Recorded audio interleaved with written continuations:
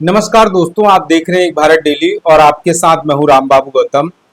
कुछ दिनों पहले एक मीडिया में रिपोर्ट आई थी कि उत्तर प्रदेश के जो सरकारी स्कूल हैं उनकी गुणवत्ता बहुत ज़्यादा खराब है और सरकारी स्कूलों में जो शिक्षा का स्तर है वो बहुत ज़्यादा डाउन हो गया है। और उस रिपोर्ट में इन सब चीज़ों का भी खुलासा किया गया था कि जो सरकारी स्कूलों में दाखिले होते हैं उनमें बहुत बड़े स्तर पर कमी आई है और जो अभिभावक हैं वो अपने बच्चों को सरकारी स्कूलों से हटा रहे हैं। तो ये सब जब रिपोर्ट आई थी उसके बाद बहुजन समाज पार्टी के सुप्रीमो बहन जी ने एक बहुत ही तीखा ट्वीट किया था और योगी आदित्यनाथ जो मुख्यमंत्री है उत्तर प्रदेश के उनको जमकर खरी खोटी सुनाई थी और भारतीय जनता पार्टी की सरकार को उन्होंने कटघरे में खड़ा किया था और आरोप लगाया था बहन जी ने कि उत्तर प्रदेश की जो योगी सरकार है दरअसल इस सरकार की मंशा ही नहीं है कि उत्तर प्रदेश के सरकारी स्कूलों में शिक्षा की गुणवत्ता को सुधारा जाए, शिक्षा जो है वो गुणवत्ता युक्त हो। इस चीज को लेकर के योगी सरकार गंभीर ही नहीं दिखती है और बहन जी ने इन सब चीजों को लेकर के जो योगी सरकार पर बहुत तीखे शब्दों में जो है वो हमले किए थे। और बहन जी ने एक और आरोप लगाया था कि उत्तर प्रदेश की सरकार दरअसल है उत्तर प्रदेश के सरकारी स्कूलों में गरीब और पिछड़ी और अति पिछड़ी जातियों के बच्चे ज्यादातर शिक्षा ग्रहण करते हैं और इसीलिए शायद सरकार जो है वो सरकारी स्कूलों में शिक्षा की गुणवत्ता सुधारने को लेकर के सरकार बहुत ज्यादा सीरियस नहीं है। तो ये तो उस समय की बात हो गई। अब आप ये बताइए कि जिस प्रदेश में 7 साल से सरकारी स्कूलों में शिक्षकों की भर्ती ही नहीं हुई हो तो आखिरकार उस प्रदेश के सरकारी स्कूलों के बच्चों का भला कैसे होगा। 7 साल से योगी सरकार ने सरकारी स्कूलों में शिक्षकों की भर्ती नहीं निकाली है। अब आप अंदाजा लगा सकते हैं कि उत्तर प्रदेश के जो सरकारी स्कूल हैं वहां पर शिक्षा की गुणवत्ता किस तरीके की होगी, किस तरीके से बच्चे वहां पर शिक्षा ग्रहण करते होंगे। 7 साल से शिक्षक रिटायर तो हो रहे हैं लेकिन जो वो जगह खाली हो रही, जो एक वैकेट हो रहे हैं, जो जगह खाली हो रही है उसकी जगह पर दूसरे नए शिक्षकों को भर्ती नहीं किया जा रहा है।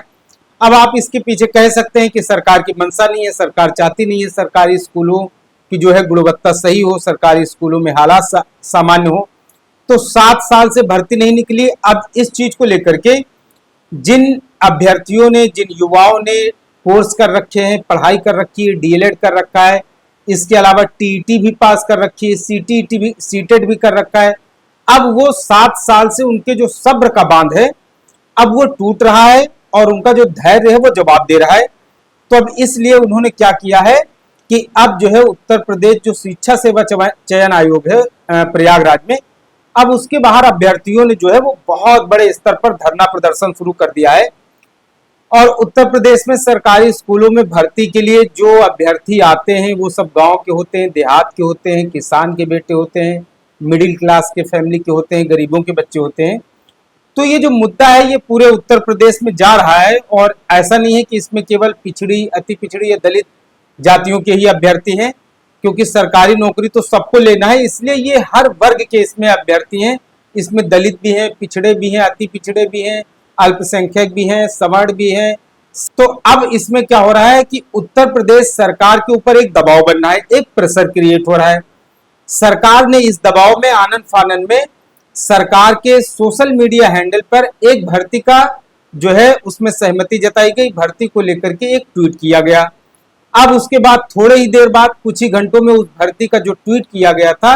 आधिकारिक ट्वीट था, वो भी डिलीट कर दिया गया। अब इसके 2 मायने निकलते हैं। पहला मायने तो यह है कि जो बेसिक शिक्षा और माध्यमिक शिक्षा विभाग के अधिकारी हैं इनकी तैयारी नहीं है, इन्होंने अच्छे से होमवर्क नहीं किया है और आनन फानन में, हड़बड़ी में इन्होंने आधिकारिक सरकार के सोशल मीडिया हैंडल पर इन्होंने भर्ती को लेकर के जानकारी साझा कर दी, सार्वजनिक कर दी। दूसरा, जो भर्ती को लेकर के सूचना हटाई गई, डिलीट की गई सरकार के आधिकारिक ट्विटर हैंडल से, उसका एक दूसरा कारण यह हो सकता है कि अधिकारियों ने हो सकता है होमवर्क किया हो, भर्ती निकालना चाह रहे हो, लेकिन सरकार की मंशा न हो, सरकार न चाह रही हो कि भर्ती निकाली जाए, या फिर सरकार किसी न किसी तरीके से टाल मटोल करके इसको और लंबा खींचना चाहे, या हो सकता है उत्तर प्रदेश में जब चुनाव बेहद करीब आ जाए तो इसका सियासी लाभ लेने के लिए उस समय कुछ भर्तियां निकाली जाए। एक तो ये मोटा मोटा हो गया। फिलहाल उत्तर प्रदेश में जो प्राथमिक विद्यालयों में भर्ती होनी है, तो जो धरना प्रदर्शन शुरू हो गया है, प्रयागराज से जो लड़ाई लड़ी जा रही है, प्रयागराज से जो प्रोटेस्ट हो रही है, अब ये मामला पूरे उत्तर प्रदेश में गूंज रहा है और अब इसमें बहुजन समाज पार्टी की एंट्री हुई है और बहुजन समाज पार्टी की तरफ से एक ऐसा ट्वीट किया गया है। बहन जी ने बहुजन समाज पार्टी के प्रदेश अध्यक्ष विश्वनाथ पाल के जरिए एक ऐसा मैसेज भिजवाया है ताकि ये संदेश देने की कोशिश की गई है कि बहुजन समाज पार्टी उत्तर प्रदेश में ये जो प्राथमिक शिक्षक भर्ती के लिए आंदोलन धरना प्रदर्शन चल रहा है, इस लड़ाई को बहुजन समाज पार्टी बहुत गंभीरता के साथ इस लड़ाई को बड़ी करेगी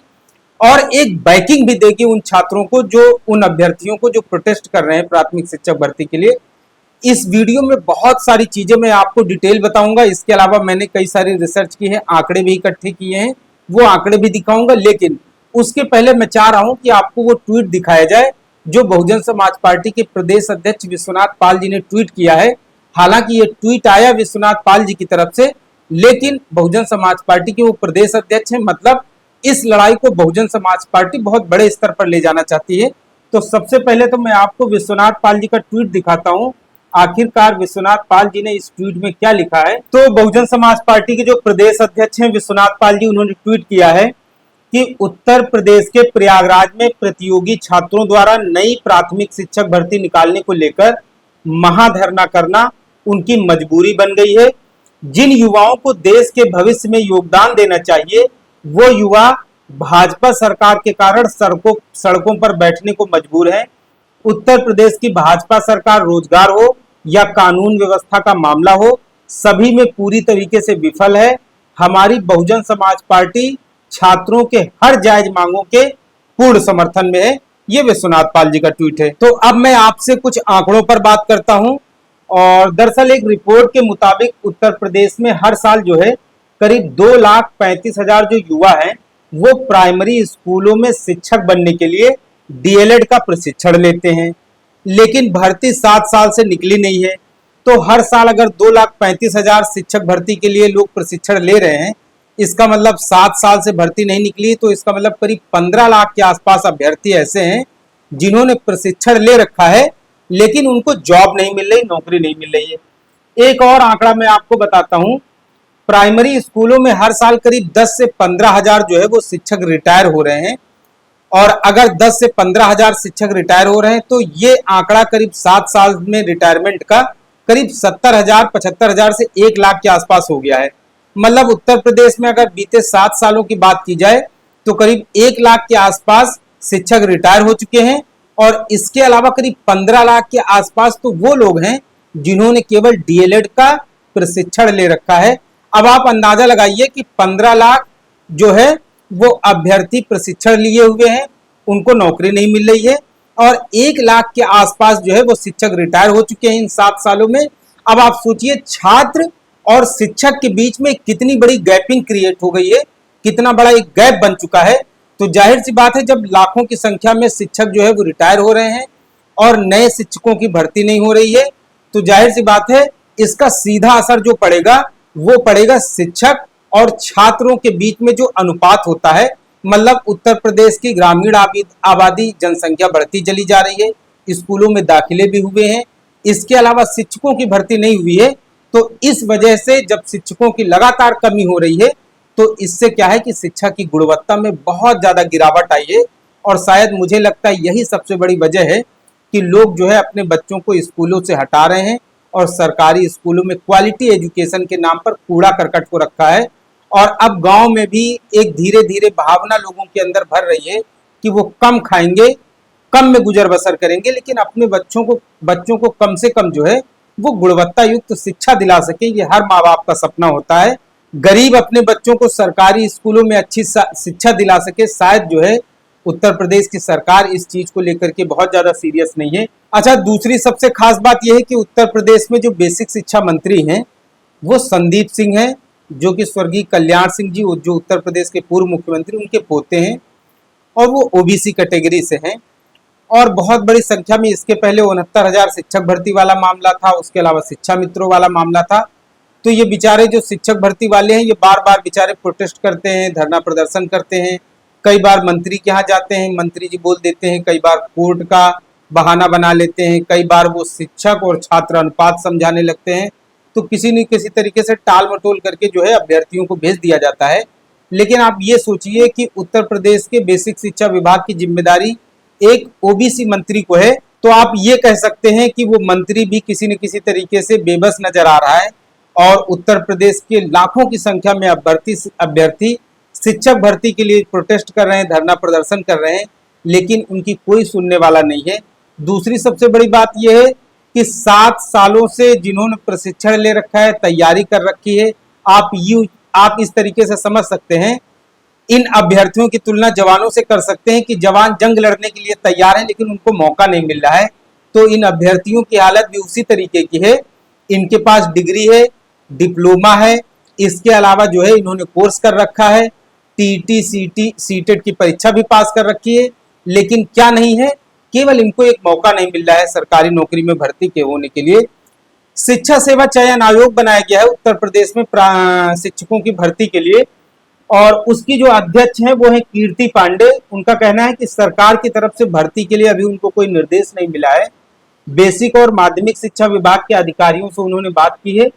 और इस चीज को लेकर के जल्दी ही कोई हल निकाला जाएगा। तो उम्मीद मुझे भी है और उम्मीद उन प्राथमिक शिक्षक भर्ती के लिए जो अभ्यर्थी प्रोटेस्ट कर रहे हैं उन्हें भी है कि सरकार उनकी सुध लेगी, क्योंकि ये जितने भी अभ्यर्थी हैं बीते कई दिनों से इनका धरना प्रदर्शन चल रहा है और इनके पास सारी चीजें हैं और अब इनको सरकार से आस है कि उनकी सुध ली जाएगी। काफी लंबा वक्त बीत चुका है, 7 साल बहुत लंबा वक्त होता है। सोचिए जिनके पास डिग्री डिप्लोमा कोर्स भी कर रखे हैं और घर वालों को काफी ज्यादा उम्मीदें हैं कि अब उनके बच्चों को जो है सरकारी नौकरियां मिलेंगी, लेकिन 7 साल से सरकार जो है शिक्षकों की भर्ती नहीं कर रही है। अब आप अंदाजा लगा सकते हैं कि ये जो प्राथमिक शिक्षक भर्ती के लिए जो आंदोलन चल रहा है, जो प्रोटेस्ट कर रहे हैं अभ्यर्थी, इनके दिल पर क्या गुजर रही होगी। तो फिलहाल उम्मीद है कि उत्तर प्रदेश की सरकार इन अभ्यर्थियों की सुध लेगी और उत्तर प्रदेश में बहुत बड़े स्तर पर जल्द ही शिक्षकों की भर्ती की जाएगी, जिससे कि प्रोटेस्ट करने वाले इन अभ्यर्थियों का भविष्य जो है वो सुनहरा हो सके।